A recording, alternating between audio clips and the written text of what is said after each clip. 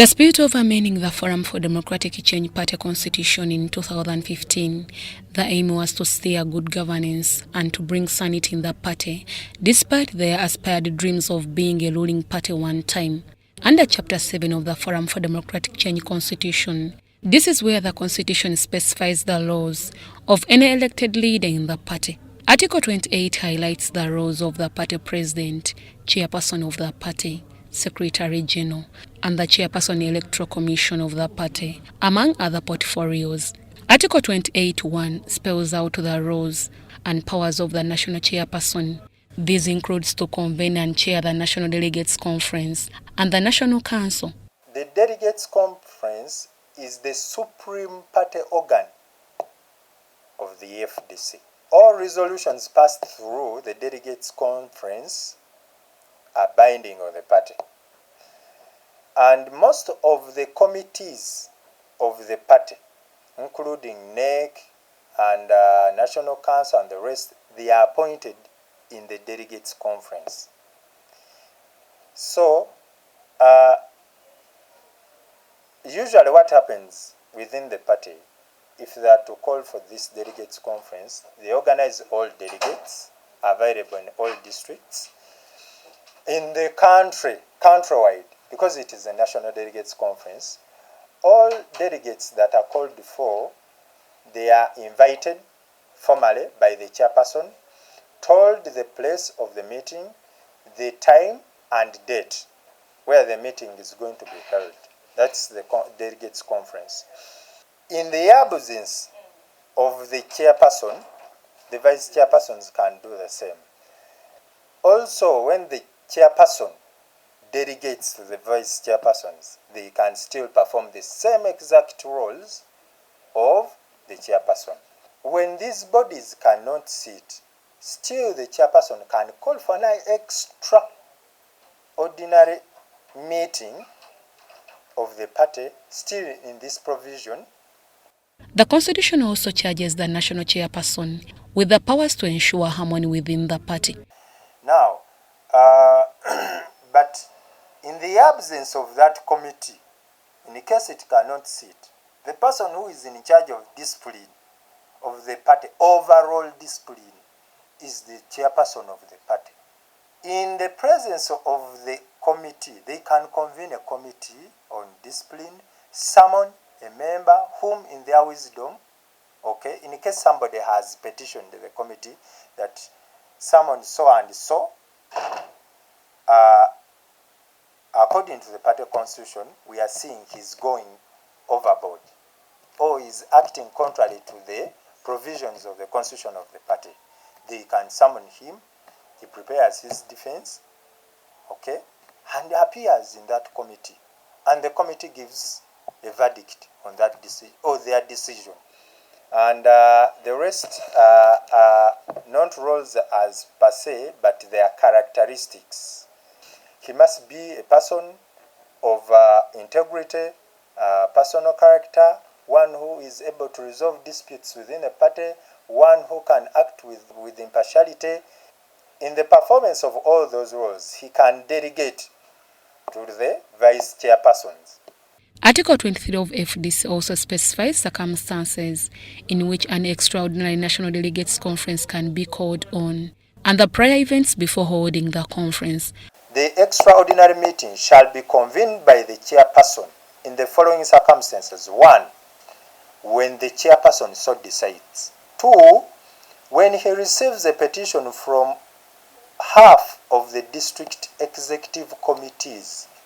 When he receives a petition from 30% of the delegates, from at least 50% of all districts of the country. For the delegates conference to happen, usually it's a practice that the chairperson notifies the party president and the Secretary General.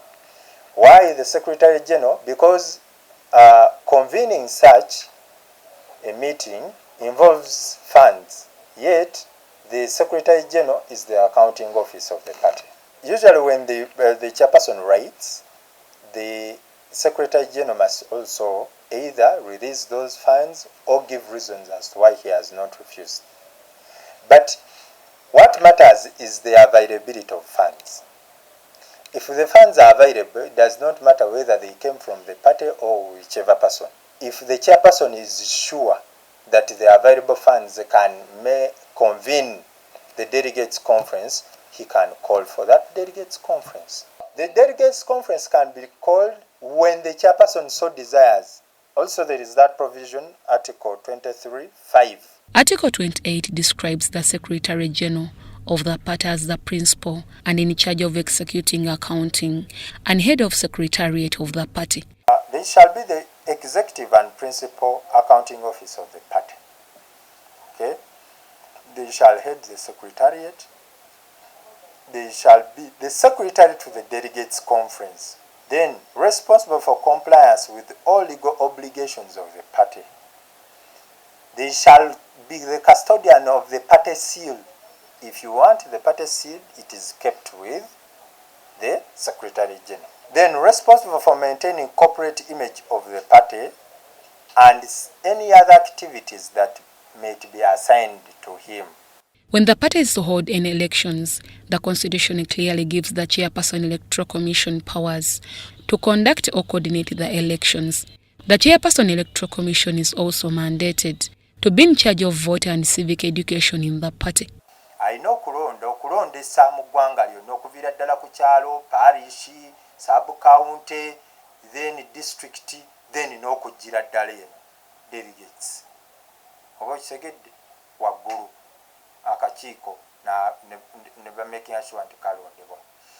Naye bwe yeeteeka mu mbeera nti ayita mirimu egirabikeko kubagana okwo, kubanga ogwo omulimu gw'okuyita olukiiko tabamiruka oba olukiiko lwonna olina meeting ey'aba members lulina kubeera nga mirimu gyaki ssentebe wa kibiina, chairman wa kibiina.